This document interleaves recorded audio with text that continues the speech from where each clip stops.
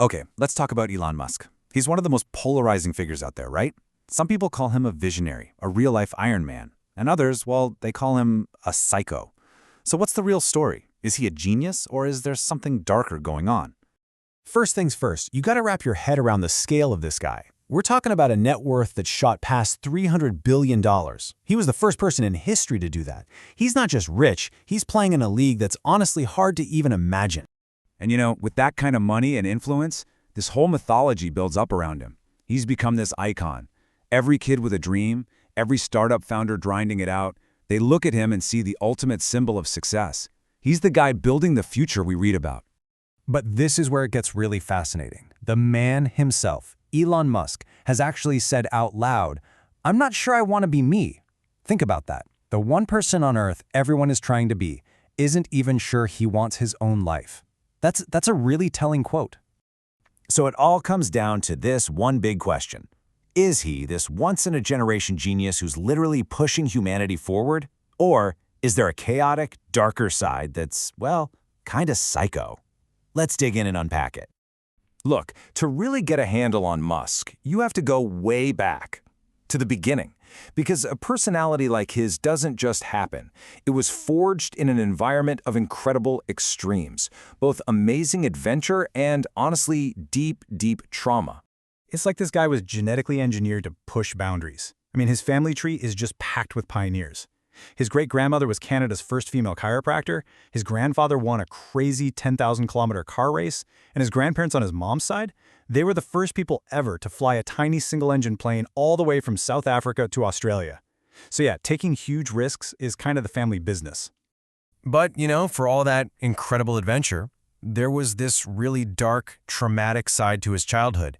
His home life was violent and abusive. At school, he was a total outcast, bullied so badly he barely had any friends. He was once beaten so severely at a survival camp that he lost almost 10 pounds. And maybe worst of all, his own father called him a loser and told him he'd never amount to anything. Those experiences, they leave a mark. They absolutely shaped the man he became.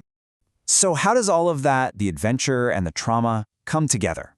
Well, it created this obsession engine, an almost inhuman level of focus and drive that powers absolutely everything he does. I mean, just look at this timeline. It's insane. He doesn't just learn things, he inhales them. He taught himself to code when he was just a kid. He finished a 6-month coding course in 3 days. He got his pilot's license in 3 weeks. This isn't normal. This is an all-consuming, obsessive drive to master really complex stuff in a ridiculously short amount of time. And you see this obsession play out in his companies. When he was starting SpaceX, suppliers were quoting him these astronomical prices for rocket parts. So what did he do? He was like, forget it, I'll just build it myself. And he did. Today, SpaceX builds 70% of its own components, and in the process, he completely changed the economics of space travel. So you have to understand, for Musk, the money isn't the point. It never has been. All the companies, the insane work hours, the billions, it's all just a tool. It's the means to an end.